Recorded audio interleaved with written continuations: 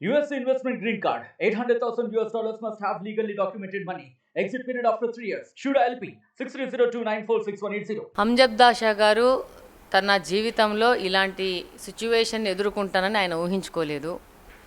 ఆయనకు తెలుగుదేశం పార్టీ అసలు కడప నియోజకవర్గంలో లేదు, నాది అడ్డా, నాకు నచ్చినట్టు నేను చేసుకుంటానని చెప్పి తెలుగుదేశం సంబంధించిన వ్యక్తుల మీద దాడులు చేయడం కానీ, కార్యకర్తలను మీద దాడులు చేయడం కానీ చేశారు. కానీ ఆయన అనుకోని విధంగా అనూహ్యంగా మన జాతీయ అధ్యక్షుడు నారా చంద్రబాబు నాయుడు గారు నన్ను మహిళను కడప నియోజకవర్గములో పోటీ చేయడానికి అవకాశం ఇవ్వాలని చెప్పి ఆయన ఆలోచించుకోవడము, అలాగనే నా భర్త కూడా దానికి సంబంధంగా ప్రోత్సాహం చేసి నువ్వు చేయగలుగుతావు అని చెప్పడము, వాళ్ళ సహకారాలతో వాళ్ళు చూపించిన విధంగా నేను ముందుకు పోతూ ఈ యొక్క విజయాన్ని సాధించడం జరిగింది. కడప నియోజక కార్యకర్తలందరికీ నేను చెప్తున్నాను, ఇక వాళ్ళకి అసలు ఇప్పుడు ఏం భయం లేదు. అంతకుముందు కూడా నేను చెప్పేదాన్ని, ఏం భయపడాల్సిన అవసరం లేదు. మన భయమే వాళ్ళ ఆయుధము. మనం భయపడుతూ పోతా ఉంటే వాళ్ళు మనల్ని బెదిరిస్తూ పోతారు, మనం భయపడకుండా ఎదురు తిరిగితే వాళ్ళే ఎన్నికిపోతారని ఈరోజు మనం అందరం కలిసి మనందరము ఏకమై ఈ యొక్క ఫలితానికి కారణం మనం అందరము అనేసి నేను వాళ్ళకందరికీ చెప్పాను. ఇప్పుడు కూడా మళ్ళీ చెప్తాను, కడప నియోజకవర్గంలో తెలుగుదేశం పార్టీకి పనిచేసిన ప్రతి ఒక్క వ్యక్తి ఈ యొక్క విజయానికి కారకుడు. అలాగనే ఈ విధంగానే ఇప్పుడు మాకు పులివెందల్లో కానీ బద్వేల్లో కానీ మేము గెలవకపోవడం జరిగింది. అక్కడున్న కార్యకర్తలకు కూడా చెప్తున్నాను, ఇదే విధంగా ప్రతి ఒక్క ఇంటికి వెళ్ళి ప్రతి ఒక్క ఓటని మనం కలిస్తే డెఫినెట్గా మనము ఆ నియోజకవర్గ పులివెందలు కూడా ఏం పెద్దగా భయపడాల్సిన అవసరం లేదు. పులివెందను కూడా మనం సాధించుకోగలుగుతాము. Why not Pulivendula? నెక్స్ట్ 2029కి పులివెందలు కూడా కొట్టే ధీమాతో తెలుగుదేశం పార్టీ వెళ్తుందని తెలియజేస్తున్నాను. తప్పకుండా ఇది ఈరోజు రాష్ట్రంలో జరిగిన ఎన్నికలకు చూసుకుంటే పులివెందుల తర్వాత అంత కఠినమైన నియోజకవర్గం కడప నియోజకవర్గము. దాదాపు 35 ఏళ్ల క్రితము కందుల శివానందరెడ్డి గారు గెలిచారు అక్కడి నుంచి ఒక హిందూ ఎమ్మెల్యేగా.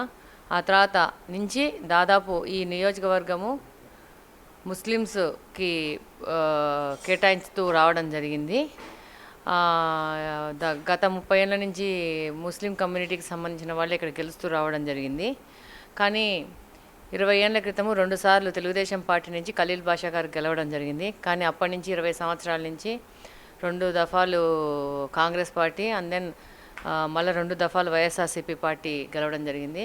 కడప జిల్లాలో ముఖ్యంగా కడప నియోజకవర్గంలో చూస్తే రాజశేఖర రెడ్డి గారి మీద అభిమానము ప్రజలకు ఎక్కువగా ఉంది. కానీ జగన్మోహన్ రెడ్డి గారికి కూడా దాదాపు 2 సార్లు అవకాశం ఇచ్చినారు. కానీ ఈసారి జగన్మోహన్ రెడ్డి గారు ఆ అవకాశాన్ని దుర్వినియోగపరచుకోవడం కానీ, నియోజకవర్గంలో గెలిచిన ఎమ్మెల్యే 10 సంవత్సరాలు గెలిచి ఈసారి దాదాపు అవినీతి పరాకాష్ఠకు చేరుకొని దాదాపు ప్రభుత్వ స్థలాలు కబ్జా చేసుకోవడం కానీ, ప్రైవేటు వ్యక్తుల ఆస్తుల మీద దాడులు కానీ ఇవన్నీ చాలా విపరీతంగా జరిగినాయి రాష్ట్రంలో కడప నియోజకవర్గంలో. సో కడప నియోజకవర్గంలో గెలవడం అంటే జగన్మోహన్ రెడ్డి గారి మీద గెలవడం లాంటిది. అలాగని ఈసారి క్యాంపెయినింగ్ విషయంలో వచ్చేసి లాస్ట్ సభ కడప నియోజకవర్గంలో పెట్టడం జరిగింది. ఆయననే అన్నారు, అంజద్ బాషా గారిని అంటే ఇక్కడున్న ఎమ్మెల్యేని చూడకండి, నన్ను చూసి ఓటేయండి అని చెప్పేసి. అందుకే నేను చెప్తూ ఉన్నాను, నేను జగన్మోహన్ రెడ్డి గారిని ఓడించాను అనేసి చెప్తున్నాను. వాళ్ళు ఈ 10 సంవత్సరాలు ఎమ్మెల్యేగా ఉంటూ వైసీపీకి ఒక మద్దతు ఎక్కువగా ఉన్న ప్రజలు ఉన్నారని వాళ్ళ అపోహలో ఈ యొక్క నియోజకవర్గము మాది, మా యొక్క రాజ్యం అనే అహంకారంతో ఇక్కడ అలా విధంగా తెలుగుదేశం పార్టీ నుంచి కూడా ఎవరు యాక్టివ్ లేకపోవడము, కార్యకర్తలు నిస్పృహతో ఉండడము చూసి వాళ్ళు కంప్లీట్గా నేను ఇక్కడ వచ్చి దిగి ఇన్ఛార్జిగా బాధ్యతలు తీసుకొని ప్రతి ఒక్క ఇంటికి వెళ్ళేసి చంద్రబాబు నాయుడు గారి బాబు ష్యూరిటీ భవిష్యత్తు గ్యారంటీ చెప్తూ వెళ్తూ ఉంటే నన్ను ఆ రోజు అదే సమయంలో వాళ్ళు కూడా సాధికారిక బస్సు యాత్ర మొదలు పెట్టడం జరిగింది. ఆ యాత్రలో భాగంగా నన్ను దూషించడం జరిగింది. అలాగనే నాకు గంగిరెద్దులాగా తిరుగుతూ ఉంది, బుడుబుక్కల దాని లెక్క తిరుగుతూ ఉంది, ఫ్లెక్సీలు వేసుకుంటుంది, ఫ్లెక్సీలు రాని అంటూ.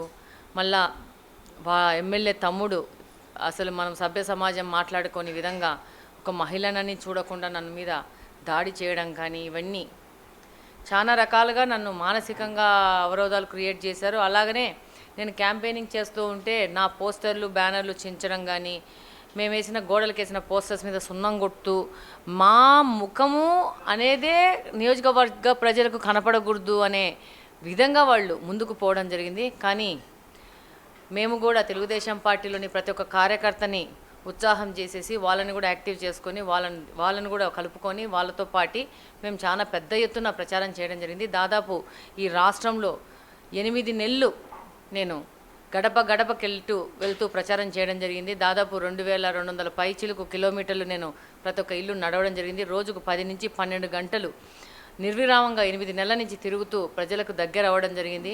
నేను ఒకటే చెప్పాను వాళ్ళకి, మీరు నా పోస్టర్స్ చించగలుగుతారు, నా బ్యానర్స్ మీద చించగలుగుతారు, నా పోస్టర్స్ మీద సున్నం వేయగలుగుతారు, కానీ ప్రజల మనసులో నన్ను మాత్రం చెరిపేయలేరని చెప్పేసి డిప్యూటీ సీఎం గారికి ఛాలెంజ్ చేయడం జరిగింది. ఆ విధంగానే ఈ ఎన్నికల్లో ప్రజలు నాకు మద్దతు ఇచ్చి ఓట్లు వేయడం జరిగింది. అలాగనే మా మామయ్య గారు కడప నియోజకవర్గంలో కానీ కడప జిల్లాలో కానీ చాలా పెద్ద ఎత్తున సేవ చేశారు. రెడ్డప్ప గారి ఫ్యామిలీ అంటే రెడ్డప్ప గారి రాజగోపాల్ రెడ్డి అని ప్రజలు దాన్ని గుర్తించినారు. ఆయన మీద చాలా గౌరవభావం ఉంది.